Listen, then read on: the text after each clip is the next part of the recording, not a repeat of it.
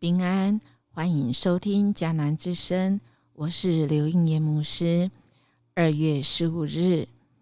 从预表到应验，约书亚记11章16到20节。我们要祷告的经文记载在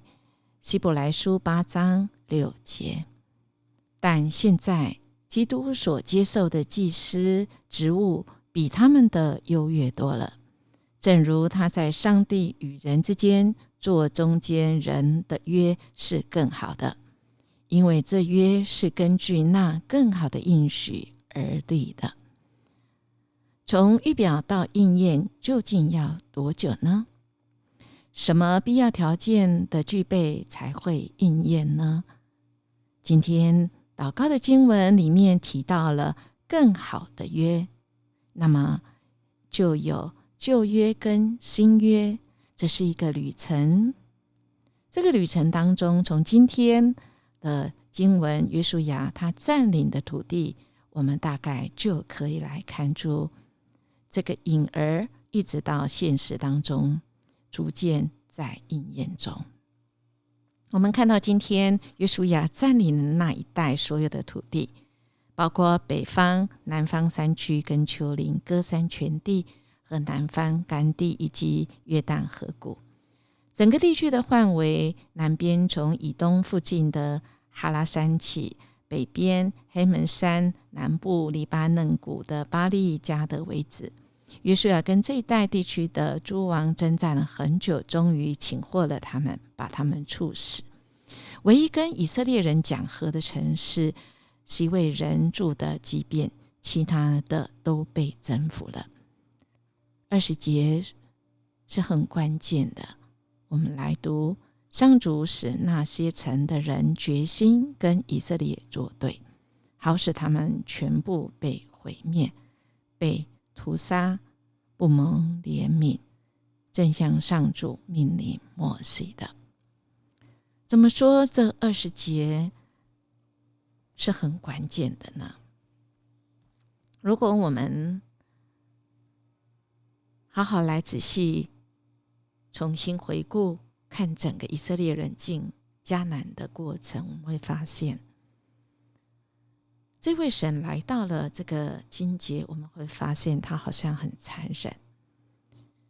动不动就杀光敌人，而且在这当中有一句话常常会出现。今天我们读的是现代中文译本，说上主使那些城的人决心跟以色列人作对。而我们如果看这个一般的这样子的版本呢，就会说神要他们这样做，神要他们那样做，也就是其实是神使他们心里刚硬。那么错就不在于他们咯，错应该是使他们心里刚硬的这位神咯。我想这是因为我们不理解，我们误会了神。这一位怜悯的神，他不是我们昨天才说他不愿意有一个人沉沦，乃愿人人都能够得救。他怎么会在这时候是这样使人的心刚硬，然后把他们杀光，使他所应许的是可以应验，他所预表的可以应验呢？我想我们误会大了。我们如果是使他们心刚硬，我想我们继续要来看这个字的原文，使他们心里刚硬，这个使其实它的意思就是任凭。我们在出埃及记的时候，我们应该也对这个字不陌生，就是这个法老他因着不愿意让摩西带领以色列的人民在这个埃及成为奴隶，可以为法老工作，他不愿意让他们走。那么出现一句话叫做耶和华使法老的心刚硬，以至于1个灾、2个灾、3个灾，一直到10个灾，就是使人。那么我们换句话来翻译，应该说任凭。任凭我们从人的角度来看，就是一个人一意孤行，一意孤行到一个地步，就是神说好吧，随你去吧。有牧师常常说台语说处在你去，就是你一定要这样，那就随你吧，你一定要以应着紧。所以在这里就是心刚硬，就是神其实一次两次三次，神不是因着他自己所说的话要应验，然后是使人来成就，不愿意那个人得救，不是。而我们在这里要再一次来提醒我们自己，要被提醒。当我们现在一个情况就一意孤行，我们其实有很多选择，神也不断的提醒。耶稣的门徒，12门徒出卖耶稣的犹大，其实我们仔细来看经文的话，有好几次耶稣都提醒他，但是他一意孤行，神只好任凭。亲爱的弟兄姐妹，如果我们神对我们任凭，那么恐怕是很恐怕、很可怕的一件事。今天我们回到约书亚，在那时代也是，我们看到神在迦南的这个征战里面，是神给他们很久的时间，700年的时间，给他们机会悔改，但是他们不领情，继续恶行。如果我们按照考古学者所挖出来的这些东西事物来，可以证实那时候迦南人他们罪恶的生活惹怒了神到了极点，就是神非得把他们除灭不可，所以神只好到一个地步，任凭任凭他们。亲爱的弟兄姐妹，好不好？我们不要到这个地步。还有我们身边的人，当神施行审判的时候，我们真的是要警醒，要敬畏神，因为到那个时刻，到那个日子，已经来不及了。好不好？我们在现在还来得及的时候，不要让我们身边的人一意孤行，一意孤行的结果就是神任凭，任凭就真的是在神的审判下。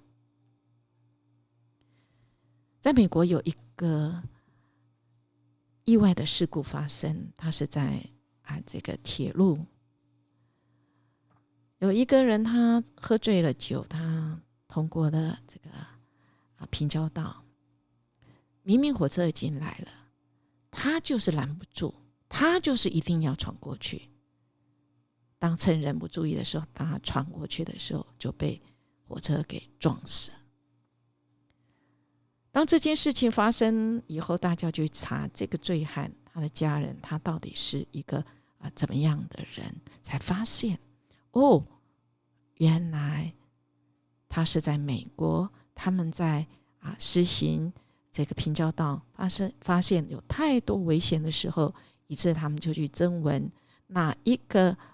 征文是让人可以提醒，不让人一意孤行的，这样标志，这样口号的，而停看听，停看听是一个很好的提醒跟标志，不让人一意孤行。但这个得奖主就是这个被撞死的醉汉，他知道他自己还是这一个口号的创这个口号的人，但他却是不愿意遵行。亲爱的弟兄姐妹，好不好？我们的生命中有那软弱的时候，神管教我们的时候，我们好不好先停下来看一看，我们听一听呢？我们可不要成为那个任凭的人哦。我们来思想一下，今天神要我们去想的是耶和华拯救世人的计划应验时刻。那时候届时我跟我所关心的人会是被上帝拯救这一边呢，或是现在要赶快移动到上帝这一边，而不是被神任凭的那一边呢？我们一起来祷告。主，谢谢你提醒我们，在我们软弱的时候，你管教我们，使我们真知道赶快回转归向你，而不是一意孤行被主你任凭我们落在那个罪恶中，落在那被主审判中。谢谢你常常管教我们，提醒我们。我们这样祈求祷告，奉主耶稣基督的名求，阿们。音乐牧师祝福大家，今天我们过一个警醒的日子，敬畏神，神会是我们智慧的源头。我们明天见。